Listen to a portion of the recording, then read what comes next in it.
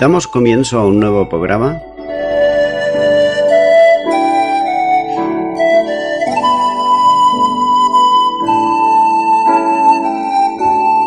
Servidores de Dios. Quien te habla es Manuel Cornejo.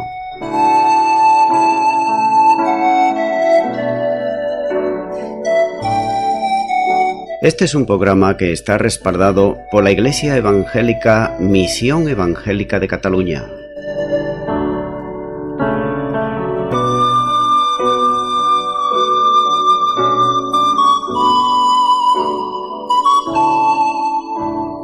Estamos situados en la ciudad de Sabadell, en la avenida Matadepera número 239.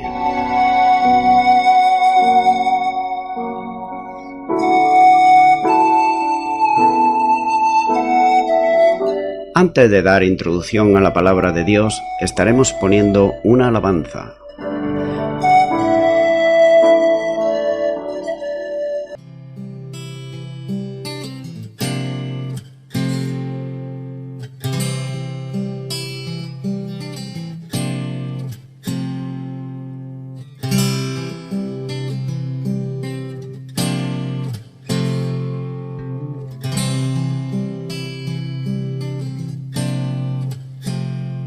Mírame, Señor, atiende a mi oración. Desde donde estoy, a ti clamaré.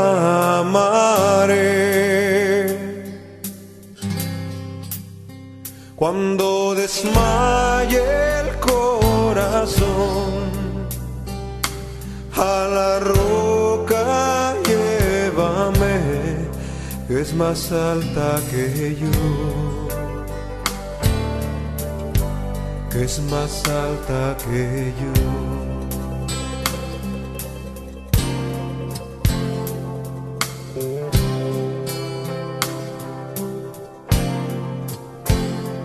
Porque tú has sido refugio para mí y torre fuerte contra el enemigo. Cuando desmaye el corazón, a la roca llévame, que es más alta que yo, que es más alta que yo.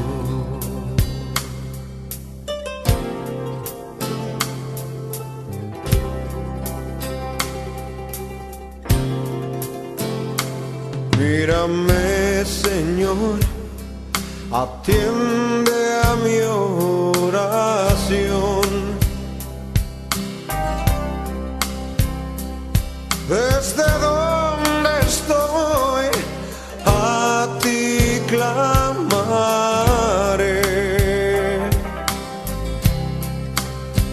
Cuando desmaye el corazón, a la roca llévame, que es más alta que yo, que es más alta que yo.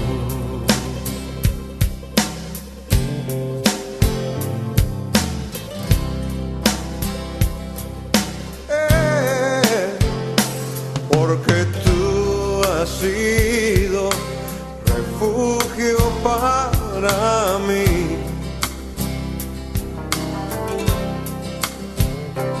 y torre fuerte contra el enemigo.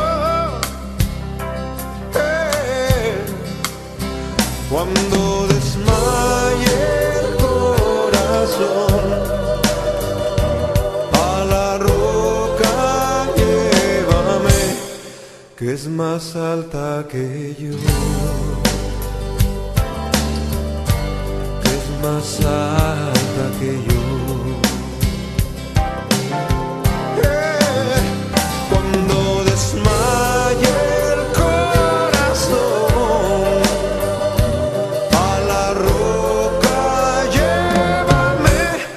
que es más alta que yo, que es más alta que yo. Cuando desmaye el corazón a la roca, llévame, que es más alta que yo, que es más alta que yo.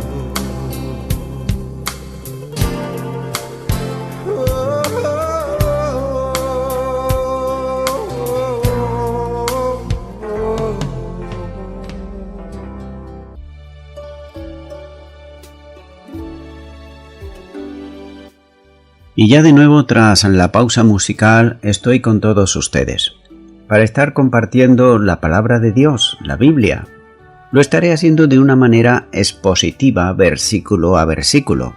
Y en esta ocasión continuamos con el libro de Hechos de los Apóstoles, capítulo 15 y versículo 12, donde dice la palabra de Dios. Entonces toda la multitud calló y oyeron a Bernabé y a Pablo, que contaban cuán grandes señales y maravillas había hecho Dios por medio de ellos entre los gentiles. Dice la primera parte de este versículo que entonces toda la multitud calló y oyeron a Bernabé y a Pablo. Notamos que la multitud guardó silencio después de la intervención del apóstol Pedro. Había hecho manifestaciones históricas que evidenciaban la aceptación de los gentiles a la Iglesia sin condiciones, solo mediante la fe en Cristo Jesús. Cabe preguntarse, ¿a qué multitud se está refiriendo? La palabra, que significa multitud, puede equivaler también a gente. Esa debe ser la forma de entenderlo aquí, ya que la reunión en que tuvo lugar la intervención de Pedro era limitada a apóstoles y a ancianos, como vemos en el versículo 6 de este mismo capítulo 15. Por tanto, los que habían estado discutiendo sobre si procedía o no exigir para los gentiles la circuncisión y las prácticas legales de la ley, guardan silencio ante las palabras de Pedro, para dar paso nuevamente a los misioneros que cuentan los prodigios y señales que Dios había hecho por medio de ellos en la evangelización de los gentiles. Dice la segunda parte de este versículo que contaban cuán grandes señales y maravillas había hecho Dios por medio de ellos entre los gentiles. El primero en comenzar el relato de los hechos prodigiosos que Dios había obrado fue Bernabé. Es natural que él comenzara, puesto que era miembro de la iglesia en Jerusalén y además había sido la iglesia quien le había enviado a Antioquía cuando se inició la formación de aquella iglesia. Luego intervino el apóstol Pablo y ambos testifican sobre lo que había ocurrido entre los gentiles. Téngase en cuenta que no era una argumentación teológica, sino el contenido de los dos testigos que servía para confirmar lo que Pedro había dicho. El énfasis no está en lo que ellos habían hecho, sino en lo que Dios hizo por medio de ellos. Aquel testimonio ponía de manifiesto la extensión de la obra entre los gentiles, sin ninguna necesidad de tener que hacerse la circuncisión y además también tener que guardar la ley. Entonces, la extensión del Evangelio y el crecimiento de la Iglesia era obra de Dios, por tanto los gentiles debían ser admitidos sin otra cosa que su profesión de fe. En esto se estaba repitiendo lo que Pedro había tenido que hacer cuando regresó de Cesarea. ¿Y qué fue lo que hizo? Lo que hizo fue contar lo que Dios había hecho antes quienes pensaban que era necesario que los gentiles se judaizaran para ser ellos salvos. Al referirse a las señales y prodigios que Dios había hecho por medio de ellos, ponía delante de él consiguió la evidencia de que él, es decir, Dios, aprobaba la obra que había realizado en su nombre. Siempre que decimos su nombre es con mayúscula porque es Dios el que lo está aprobando. Así que Lucas indica que la audiencia escuchó la exposición durante bastante tiempo. Bernabé y Pablo no solo cuentan su experiencia en Chipre y Asia Menor, sino que también explican la importancia de estos sucesos. Hacen lo mismo que había hecho Pedro cuando regresó a Jerusalén de su misión a Cornelio en Cesarea. Él había hecho un recuento de las cosas como habían sucedido, explicando toda la obra llevada a cabo por Dios. Igualmente, Bernabé y Pablo señalan que Dios estaba obrando a través de ellos, mediante señales y prodigios. Se supone que mencionaron los milagros de la ceguera del falso profeta Bar Jesús en Chipre, que se encuentra en el capítulo 13, versículos 6 al 12, y también la sanidad del paralítico en Listra, que se encuentra en el capítulo 14, versículos 8 al 10. Al mencionar estos milagros, ellos testifican que Dios mismo había aprobado su ministerio entre los gentiles. Continúa ahora con el versículo 13, donde sigue diciendo la palabra de Dios. Y cuando ellos callaron, Jacobo respondió diciendo: varones hermanos, oídme. El discurso de Pedro y el testimonio de los misioneros había sido un golpe demoledor para el partido judaizante. Tal vez ellos esperaban aún contar con el apoyo de Jacobo, que amaba las tradiciones judías y respetaba profundamente las señales de identificación del pueblo hebreo. El inicio de sus palabras seguramente produjo un profundo silencio en todo el auditorio, ya que hay que considerar que él, Jacobo, era quien presidía el concilio y al que en su condición debía hacer públicas las conclusiones alcanzadas en aquella consulta. Por tanto, Jacobo reclama la atención de todos a lo que iba a decir. Continúa ahora con el versículo 14, donde sigue diciendo la palabra del Señor. Simón ha contado cómo Dios visitó por primera vez a los gentiles para tomar de ellos pueblo para su nombre. Dice la primera parte de este versículo que Simón ha contado. Las primeras palabras fueron una breve introducción. Es para conectar con lo que va a decir con el contenido del discurso del apóstol Pedro. Está actuando como presidente del concilio, recordémoslo, y sin duda todos están pendientes de lo que va a decir como conclusión de las reuniones y muy probablemente de la conversión del apóstol Pablo. El presidente inició su exposición con las palabras que aparecen en el versículo anterior, donde dice: varones hermanos, escucharme, que tienen una marcada semejanza con una frase de la epístola de Santiago. En Santiago 2:5 dice: hermanos míos, amados, oíd. El mandato no aparece de este modo en ningún otro lugar del Nuevo Testamento, lo que pone de manifiesto que quien hablaba tenía el respaldo y la autoridad para hacerlo.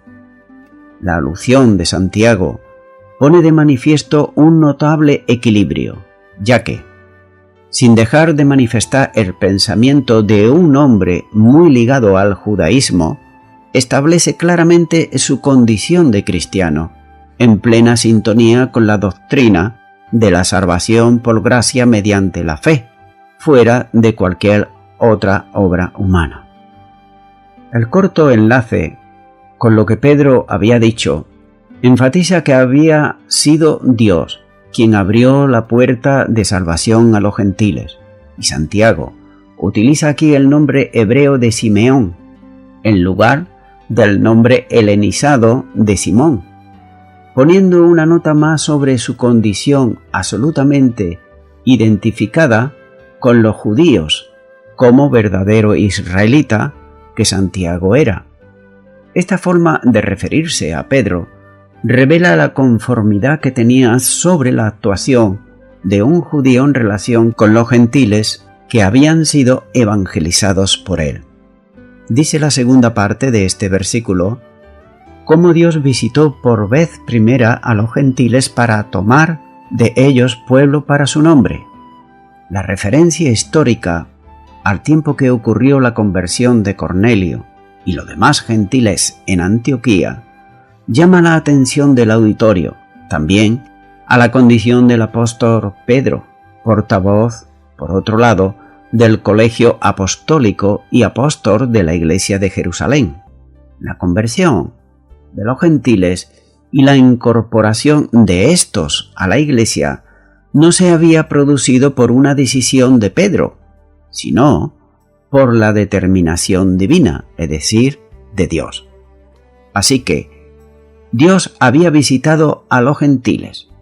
El término indica la irrupción divina entre los hombres, con un determinado propósito, que recuerda también visitó a los gentiles para tomar de ellos pueblo para su nombre.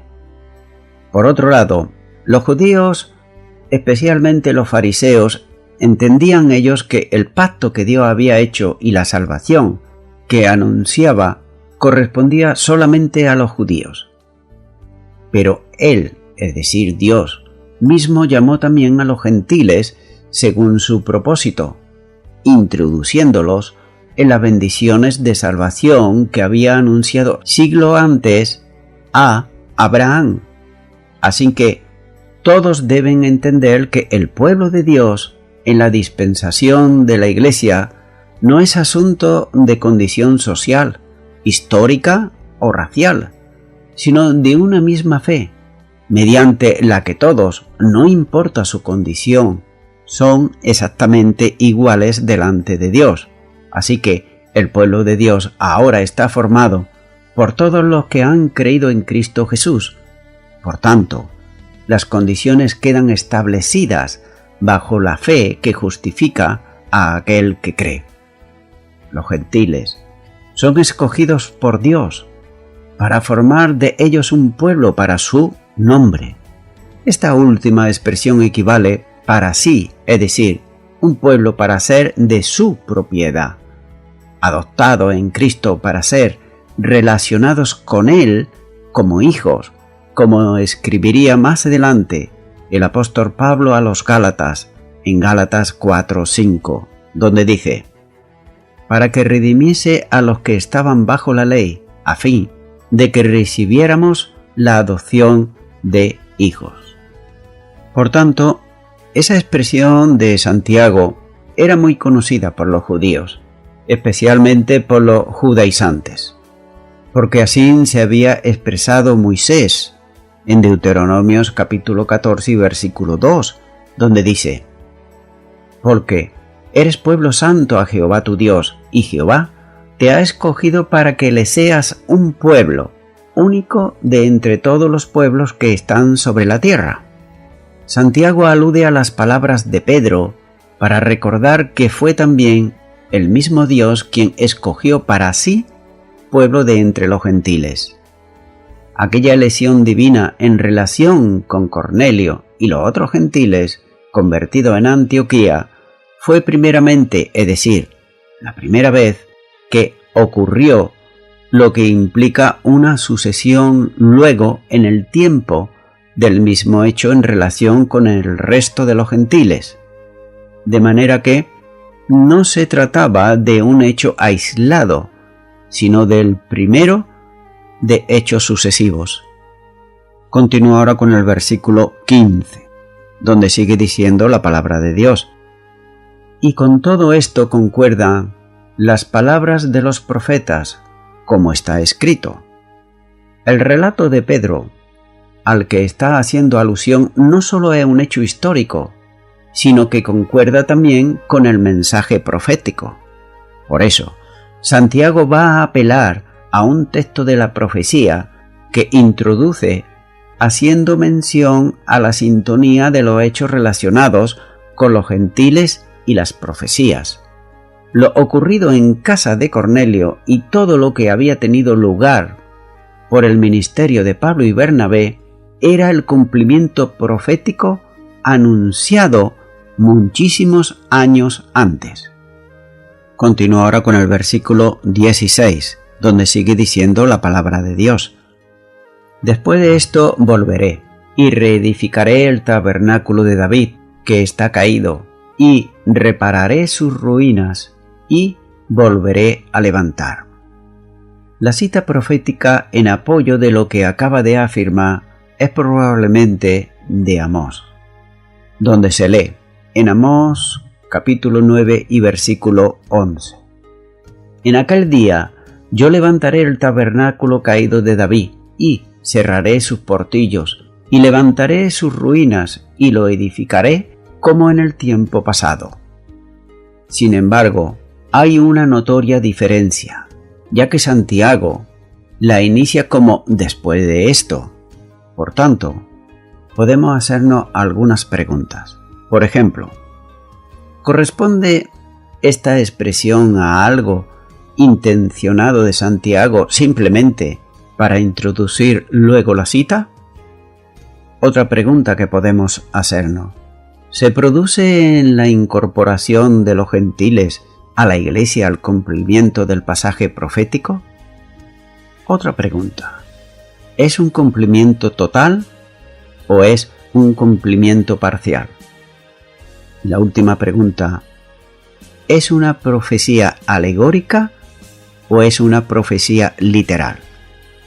Estas y otras muchas preguntas están siempre en la mente de intérpretes cuando se encuentran esta clase de citas, y la aplicación que de ella hace Jacobo. Intentar llegar a un consenso es tan difícil aquí como lo fue en el pasaje profético de Joel, utilizado por Pedro para explicar el descenso del Espíritu Santo y sus manifestaciones, como dice en Hechos capítulo 2, versículos 17 al 21, como por ejemplo de las diferentes formas de interpretación. El pasaje son suficientes los ejemplos que siguen. Comenta el Dr. Kittemarker que la Septuaginta difiere en algunos puntos de la cita en Hechos. Entre las divergencias más importantes podemos ver las siguientes tres. La primera, la introducción en aquellos días en el lugar de después de esto, y la falta de objetos directos después de la frase el remanente de hombres puede buscar la cláusula abreviada el Señor, ¿quién hará estas cosas? Por quien hace conocidas estas cosas desde antaño.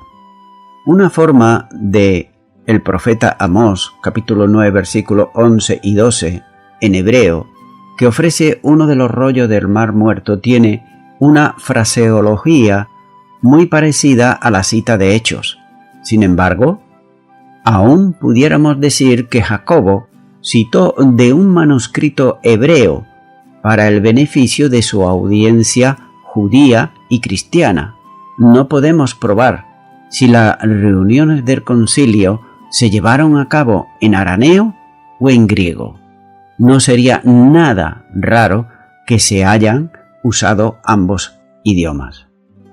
Hay algunos matices exegéticos y observemos la exégesis de este versículo uno por uno, donde dice que después de esto volveré y reconstruiré la tienda de David que ha caído y reconstruiré sus ruinas y las restauraré. Solo Jacobo usa la palabra después de esto, mientras que tanto el texto hebreo como la Septuaginta dice en aquel día. Aparentemente Jacobo se refiere a los tiempos del profeta Amós, quien habló de que el templo de Jerusalén sería destruido. Y Amós predice que Dios destruirá a los pecadores, pero que no destruirá totalmente a la casa de Jacobo. Amós 9, versículos 1 al 10. La expresión después de esto significa en aquel día, y se refiere a la reconstrucción de la tienda de David. La cláusula que hay volveré y reconstruiré significa que después de que Jerusalén haya sido destruida, Dios hará que su pueblo regrese a reconstruirse y restaurar sus ruinas. La frase la tienda de David es una referencia profética al templo del Señor, al cual todas las naciones van a adorar a Dios. Los profetas predicen que tanto los judíos como los gentiles juntos adorarán a Dios. Y nótese que Amós relaciona la palabra tienda con David, no con Leví ni con Aarón. David es un testigo a los pueblos de esta tierra que las naciones que no conocen a Dios correrán a Él, como nos muestra Isaías capítulo 55 y los versículos 3 al 5. Esta profecía, que el descendiente de David, es decir, Cristo Jesús, cumple, es por tanto una profecía mesiánica. Al mencionar la tienda de David, Amós visualiza a los gentiles viniendo a conocer y adorar a Dios.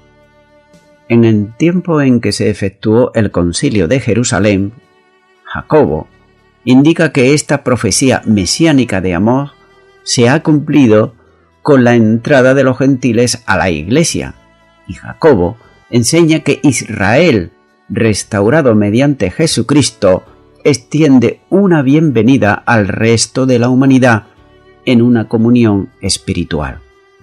Hasta aquí el comentario de Dr. Quitemarque.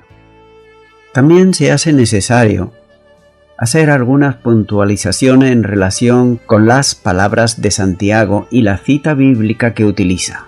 La primera es la observación en que él nos dice que las palabras proféticas tuvieron cumplimiento en aquel tiempo. Simplemente afirma lo que estaba ocurriendo y concuerda con la profecía. Este concordar tiene que ver con la conversión de los gentiles, que es anunciada proféticamente con el conglomerado de gentes que buscarán a Dios. Versículo 17. Es decir, de la misma manera que en un determinado momento, cuando el mensaje profético tenga cumplimiento, los gentiles buscarán al Señor y lo adorarán con el pueblo de Israel. Así, estaba ocurriendo entonces con la predicación del mensaje del Evangelio a los gentiles. Muchos de ellos habían creído y se unían a los creyentes de origen judío para juntos buscar y adorar a Dios. En segundo lugar, el pasaje profético habla de la reconstrucción de la tienda de David. No cabe duda que la profecía mesiánica tiene que ver con la restauración del reino de David, que no puede ser ya en otra persona, sino solamente en Jesucristo. En Él se cumplen todos los compromisos divinos expresados en el pacto davídico, como lo muestra en el segundo libro de Samuel, capítulo 7 y versículos 12 al 16. En la Anunciación, el ángel dijo a María que Jesús tendría el reino de David su padre. Lucas capítulo 1 y versículo 32. Cuando el Señor fue resucitado y ascendió a los cielos, se abre un paréntesis temporal mientras llega el tiempo de la segunda venida del Señor a la tierra para reinar. Y será entonces cuando la profecía de Amós, en relación con la restauración y la edificación de la tienda de David, tendrá lugar. En aquellos días se cumplirá la profecía del Salmo 2, en la que se anuncia la venida del reino divino que gobernará con soberanía, como dice este salmo, con vara de hierro, a las naciones de la tierra. Salmo 2:9. Es el tiempo del reino literal de Jesús sobre el mundo. Dará cumplimiento definitivo a las promesas hechas a los antepasados de Israel y que todavía no tuvieron cumplimiento. Promesas, por otro lado, téngase en cuenta, de tierra y del reino. Los israelitas, y especialmente los fariseos, esperaban en el Mesías cuando viniese que restauraría la casa de David y establecería el reino. Pero la primera venida del Señor tenía que ver con la operación de la salvación, que debía realizarse a favor y en lugar de los hombres que creyesen en el Evangelio. Hay que tener en cuenta que el aspecto mesiánico como rey tendrá lugar en el futuro, cuando se produzca su segunda venida. Como quiera que los israelitas consideraban que las promesas eran solamente para ellos y que sólo ellos heredarían las promesas y bendiciones de los pactos, insistían en que la salvación escatológica correspondían sólo para ellos y para quienes judaizaran y además se hicieran la circuncisión y también guardasen la ley. Por eso, la incorporación de los gentiles a la Iglesia sin otra condición que la fe en Cristo no tenía cabida en su teología. Jacobo había mencionado las palabras de Pedro, que no eran sino la confirmación del relato histórico de la conversión y entrada en la Iglesia de los gentiles en casa de Cornelio. Esa salvación e integración obedecía al propósito divino que había encomendado a Pedro, la predicación del Evangelio, y que había confirmado la unidad en la Iglesia de los gentiles y los judíos convertidos en la misma igualdad de condiciones, es decir, mediante el ejercicio de la fe en el Salvador Jesucristo. En una manera espiritual, los gentiles y los judíos que creen en la dispensación de la Iglesia entran en la experiencia del reino de Dios, tal como nos dice Colosenses capítulo 1 y versículo 13.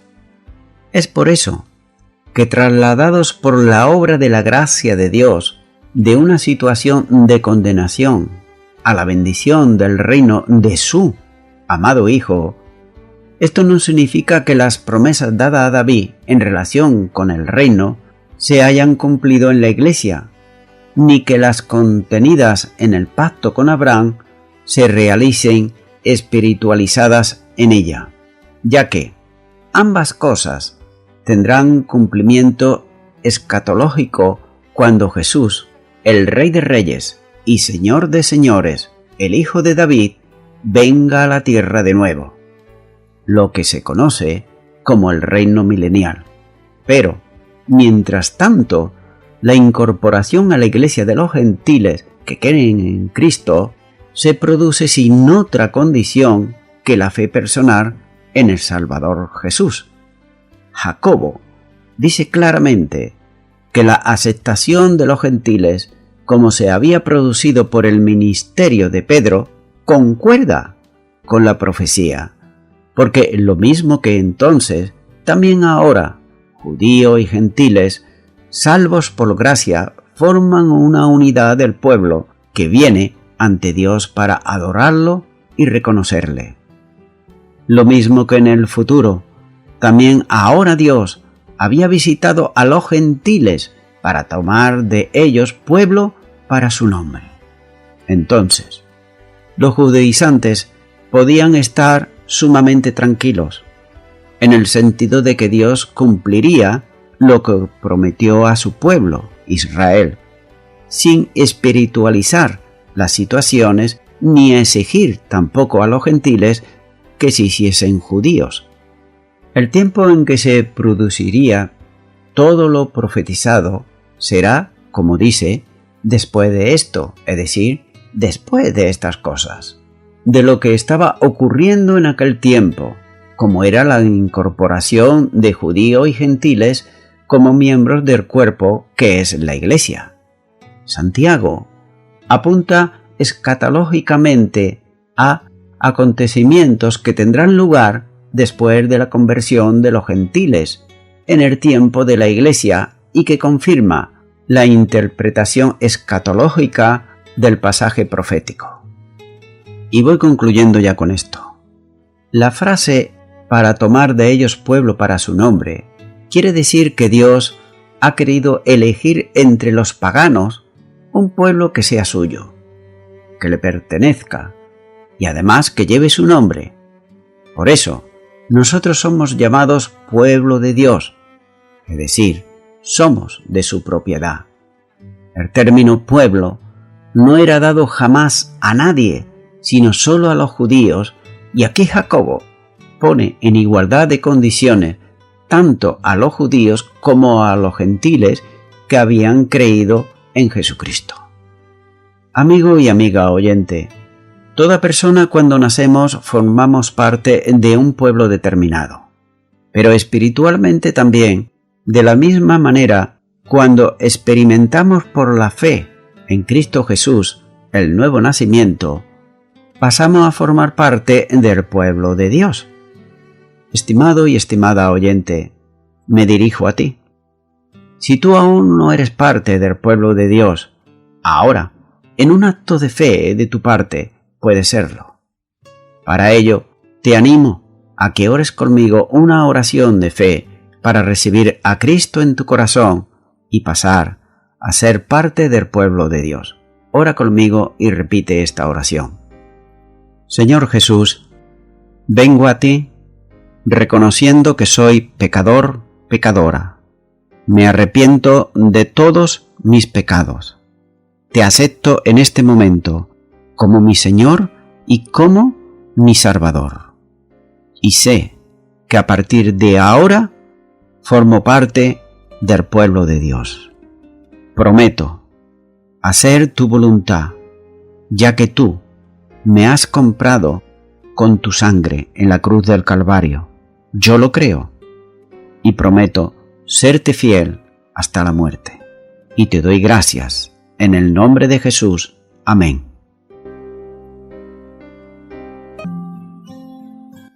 Amigo y amiga oyente, si tú has hecho esta oración de todo tu corazón, te recomiendo que comiences en primer lugar a orar a Dios en el nombre de Jesucristo. Orar a Dios no es rezar, sino que es hablar con una persona. También te recomiendo que leas la palabra de Dios. Comienza por los evangelios si no lo has hecho nunca. Y también te recomiendo que para que puedas crecer espiritualmente, te congregues en una iglesia cristiana evangélica donde se predique, se enseñe y se practique la sana doctrina y la palabra de Dios. Congrégate ahí y con el tiempo crecerás espiritualmente y podrás servir al Señor Jesucristo. Que Dios te bendiga. Y a toda la audiencia, nuevamente, ya me estoy despidiendo de todos ustedes y será hasta el próximo programa. Que Dios os bendiga a todos.